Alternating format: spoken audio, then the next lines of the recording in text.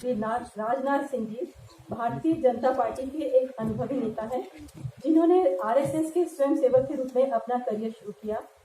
उन्होंने एक युवा नेता के रूप में उत्तर प्रदेश राज्य में पार्टी की सेवा की और बाद में उत्तर प्रदेश के मुख्यमंत्री बने। उन्होंने 2 बार यानी 2007 से 2009 और 2013 से 2014 में भाजपा के अध्यक्ष के रूप में भी कार्य किया है। उन्होंने माननीय वाजपेयी जी की सरकार में कैबिनेट मंत्री के रूप में कार्य किया और माननीय मोदी जी की सरकार के प्रथम कार्यकाल में गृह मंत्री बने।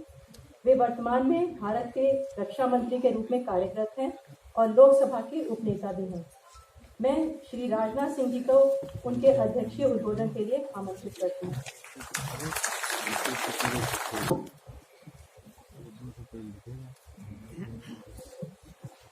राष्ट्रीय स्वयंसेवक संघ के सरसंघ चालक श्रद्धेय मोहन भागवत जी और इस पुस्तक के लेखक द्वय मेरे मित्र श्री उदय माहौरकर जी, श्री चिरायु पंडित जी एवं रूपा पब्लिकेशन के पब्लिशर श्री कपिल जी मेहरा, इस सभागार में उपस्थित सभी सम्मानित देवियों एवं सज्जन, हम सब यहाँ पर प्रखर स्वतंत्रता सेनानी और प्रबल राष्ट्रवादी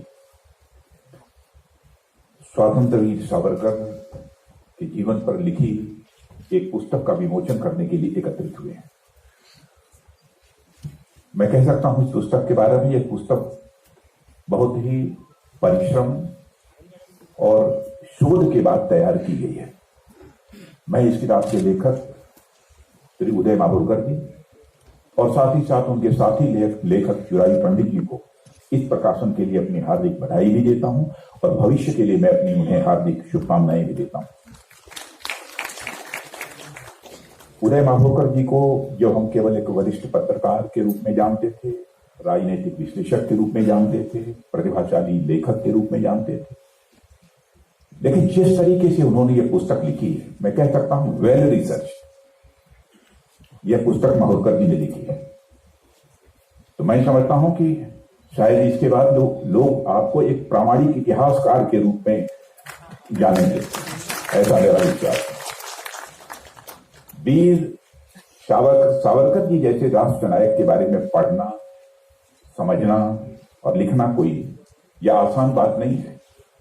वीर सावरकर के जीवन के इतने आयाम हैं, उसे एक किताब में समाहित करना ये बहुत ही चुनौतीपूर्ण काम है, ऐसा मैं मानता हूं।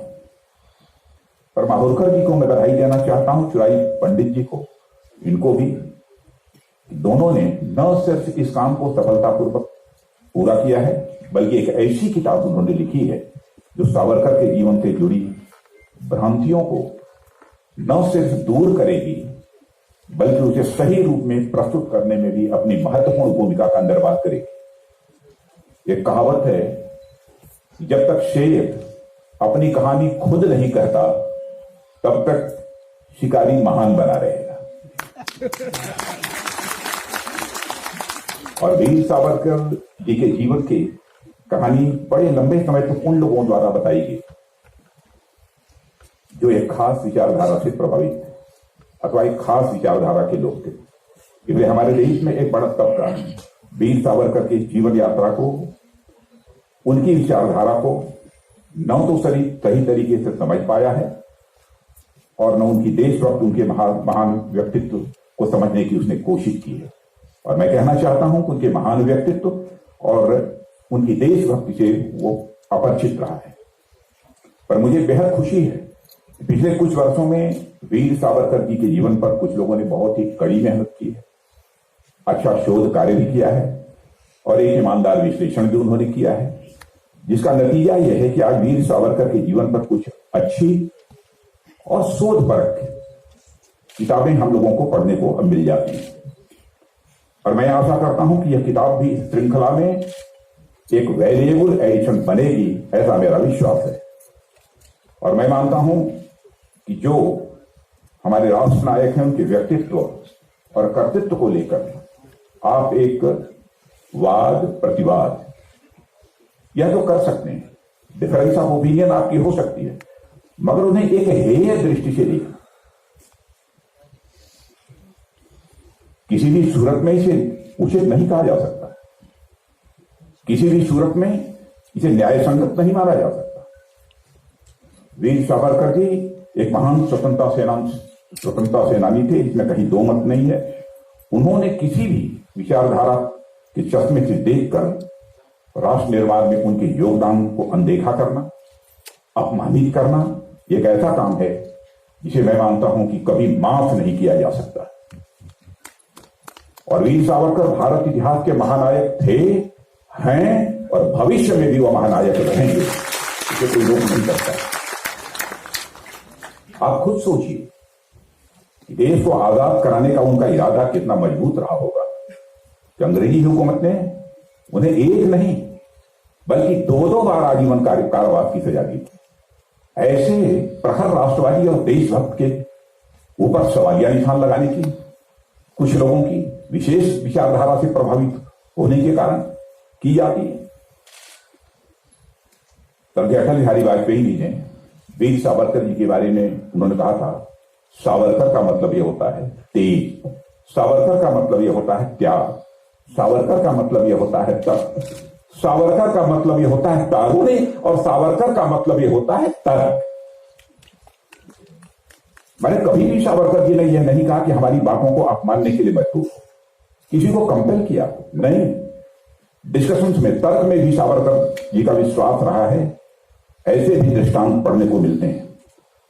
उन्होंने कहा था अटल बिहारी वाजपेयी जी ने, सावरकर एक व्यक्ति नहीं है, एक विचार है, वो एक चिंगारी नहीं है, वह एक अंगार है, वो सीमित नहीं है बल्कि वह एक विस्तार है। यह अटल बिहारी वाजपेयी जी ने सावरकर जी के बारे में कहा। देवियों सज्जनों, वीर सावरकर एक प्रखर क्रांतिकारी थे। भारतीय विचार के साथ साथ वे पश्चिमी क्रांतियों और क्रांतिकारियों के विचार से भी प्रभावित थे। शायद आप में से कुछ लोगों को इस बात की जानकारी होगी कि मेजिनी और गैरिबाल्डी जैसे इटालियन क्रांतिकारी वीरों के विचारों का उन पर एक बहुत ही असर था और वे मानते थे कि भारत को आजाद कराने के लिए सशस्त्र क्रांति का भी विकल्प खुला रहना चाहिए था। यह बहुत ही स्पष्ट सोच वीर सावरकर की थी और इस दृष्टि से उन्होंने मित्र मेला, अभिनय भारत सोसाइटी का गठन किया ताकि वो अपने जैसे अन्य क्रांतियों के साथ भी वह काम कर सकें। कुछ लोग वीर सावरकर को नाजीवादी और फाशीवादी होने का आरोप लगाते हैं। खासतौर पर वे लोग इस प्रकार का आरोप लगाते हैं जो मार्क्सवादी या लेनिनवादी विचारों से प्रभावित रहे हैं या आज भी हैं।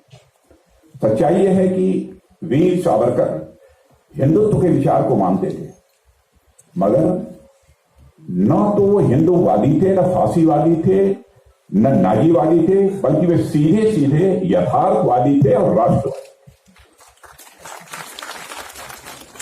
अपने भाषणों में और लेखन में उन्होंने बहुत विस्तार से अपने विचारों को बहुत ही बेबाकी के साथ उन्होंने रखा है। यदि हम उन्हें पढ़ें तो पाएंगे कि वे उस वक्त मौजूद हर तरह की व्यवस्था की चर्चा जरूर करते थे।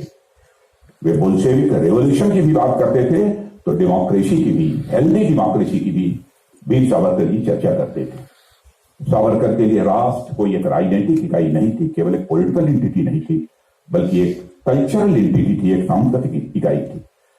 उनका विचार था कि सांस्कृतिक समानताएं देश के राष्ट्र के निर्माण में राष्ट्रवाद की भावना को मजबूत करने में महत्वपूर्ण भूमिका निभाती थी। यह उनकी स्पष्ट सोच थी।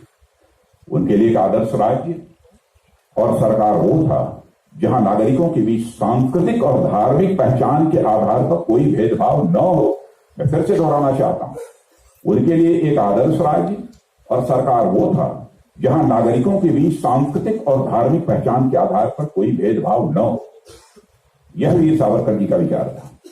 साथियों, हमें वीर सावरकर के हिंदुत्व के विचार को गहराई से समझना होगा और उनके लिए हिंदू शब्द एक या पंथ या मजहब से जुड़ा न होकर भारत की ज्योग्राफिकल और कल्चरल आइडेंटिटी से जुड़ा हुआ था। और उनका हिंदुत्व का विचार सांस्कृतिक राष्ट्रवाद की विचारधारा से जुड़ा हुआ था, जो यह मानता था कि सिंधु के इस पार रहने वाले हिंदू हैं और यहाँ की संस्कृति भी हिंदू है। जो लोग कि इस भारत भूमि को अपनी पुण्य भूमि, पितृभूमि या मातृभूमि मानते हैं वे सभी हिंदू हैं। यह सावरकर जी का विचार है। चाहे वे किसी भी मजहब को मानते हैं, यदि उनकी निष्ठा भारत की संस्कृति और संस्कारों में है तो वह हिंदू है। यह उनकी एक विचारधारा थी, एक उनकी यह सोच थी। लेकिन इस सोच पर भी बहुत सारे लोगों को आपत्ति होती है। आपत्ति किसी को भी हो सकती है, लेकिन वीर सावरकर जी की इन सब सारी विचारों के कारण जो उनसे नफरत करना, मैं समझता हूं इसके औचित्य को कोई स्वीकार नहीं करेगा। साथियों, सावरकर के लिए देश सबसे पहले था। वे बड़ी बेबाकी के साथ कहते थे कि भारत का किसी भी देश से संबंध इस बात पर निर्भर करना चाहिए कि हमारे राष्ट्रीय हित और सुरक्षा नीति के वह कितना अनुकूल है। यह कैसी सरकार है इससे कोई फर्क नहीं पड़ता है।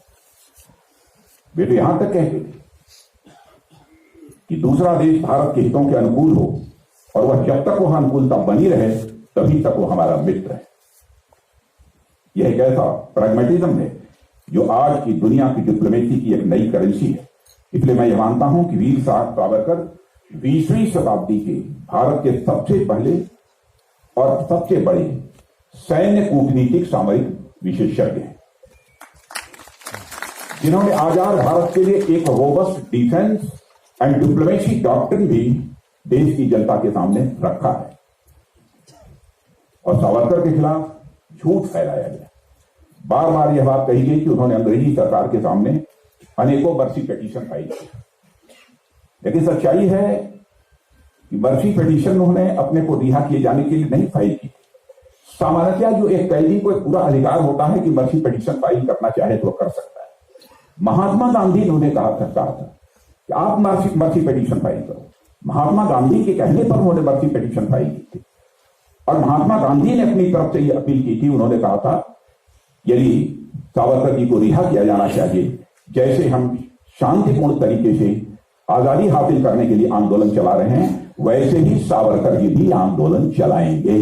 यह बात महात्मा गांधी जी ने कही, लेकिन उनको बदनाम करने के लिए इस प्रकार की कोशिश की जाती है कि मर्सी पिटीशन फाइल की थी, उन्होंने क्षमा याचना मांगी थी, अपनी रिहाई की बात कही थी। यह सब सारी बातें बेबुनियाद और गलत हैं। सावरकर ने भारत के लोगों को गुलामी की बेड़ियों को तोड़ने के लिए प्रेरित किया था। उस समय देश में प्रचलित छुआछूत की कुप्रथा के खिलाफ उनके विचार और कार्य दोनों ने डॉक्टर अंबेडकर को भी प्रेरित किया था। उन्होंने हमेशा सहभोज, अंतर्राज्यीय और अंतर्राष्ट्रीय विवाह और विधवा विवाह, नारी शिक्षा, मंदिरों में सभी जातियों के प्रवेश के लिए लड़ाई लड़ी। वे सही मायनों में एक सोशल रिवॉल्यूशनरी थे। राष्ट्रवाद सावरकर की विचारधारा का अभिन्न अंग था, पर मानवता उसका आधार था। भारत को सामरिक और सांस्कृतिक रूप से एकजुट रखने में उनका प्रयास कभी भुलाया नहीं जा सकता। लेकिन कुछ लोग तो इस सीमा तक नफरत करते थे। मुझे याद है कि 2003 में भारत की संसद में एक वीर सावरकर के चित्र का अनावरण होना था। बहुत सारी राजनीतिक पार्टियों ने उसका बायकॉट किया। केवल पूर्व प्रधानमंत्री चंद्रशेखर जी उस कार्यक्रम में सम्मिलित हुए। ऐसे ही पोर्ट ब्लेयर में जब एक प्लाक लगवाया गया था, तो दूसरी सरकार में आने के बाद उस प्लाक को जो हटवा दिया, इस सीमा तक नफरत। साथियों, शायद आप लोगों को इस बात की भी जानकारी होगी कि जब 1942 में Congress right of self determination के प्रस्ताव को पारित किया, तो वीर सावरकर ने उसका मुखर विरोध किया, क्योंकि वे जानते थे कि इसका क्या दुष्परिणाम होगा। उसी साल कांग्रेस ने यह प्रस्ताव भी पारित किया था कि अंग्रेज भारत छोड़े मगर उनकी फौज यही रहेगी। इसका भी सावरकर ने डटकर विरोध किया। मैं मानता हूं उदय माधवकर जी और चिरायु पंडित यह किताब वीर सावरकर के नई और सही रोशनी को सही रोशनी में देखने में हम सभी की मदद करेगी। मेरा स्पष्ट मानना है कि सावरकर एक व्यक्ति नहीं थे, वो विचार थे, जो उनकी मृत्यु के इतने साल बीत जाने के बावजूद भी आज भी जिंदा है। और जैसा उदय माधवकर जी ने कहा, आगे भी जिंदा रहेगा और उनकी विचारधारा के अनुयायियों की संख्या निरंतर बढ़ती है। और मुझे लगता है कि हमारे देश के विद्वानों को सावरकर पर अधिक से अधिक रिसर्च करने की आवश्यकता है और ऐसी कई और पुस्तकें हमको लानी होगी, तब जाकर सही तरीके से लोग उनकी विचार को समझ पाएंगे, उनकी कृतियों को अच्छी तरह समझ पाएंगे। इतने महान विचारक और क्रांतिकारी की विरासत के साथ किए गए गलत को सही करने का केवल और केवल यही तरीका है और कोई दूसरा तरीका नहीं है। हमारे लिए सावरकर विचार है भारत के साहस का, हमारे लिए सावरकर विचार है भारत के सम्मान का, भारत के स्वाभिमान का। सावरकर विचार है हमारे सामर्थ्य का, सावरकर विचार है संयम का और सावरकर विचार है भारत के सनातन का, वह सनातन जो नित्य नूतन है और चिर पुरातन है। आज के इस कार्यक्रम में हमारे श्रद्धेय सरपंच चालक जी यहाँ पर मौजूद हैं और मैं समझता हूं कि हम में से जितने लोग यहाँ मौजूद हैं सावरकर जी के बारे में उनसे ज्यादा अध्ययन और किसी का नहीं हो सकता। विस्तार पूर्वक सावरकर जी के बारे में उनका विचार हम सबको सुनने को मिलेगा और आगे का मार्गदर्शन भी श्रद्धेय सत्संग चालक जी का हम सभी को प्राप्त होगा। इन्हीं शब्दों के साथ मैं पुनः उदय माहौलकर जी को, चिरायु पंडित जी को अपनी तरफ से हार्दिक बधाई देता हूं और साथ ही साथ हमारे कपीश जी जिन्होंने इसका प्रकाशन किया है उनको भी मैं बधाई देता हूं और धन्यवाद भी देता हूं। धन्यवाद।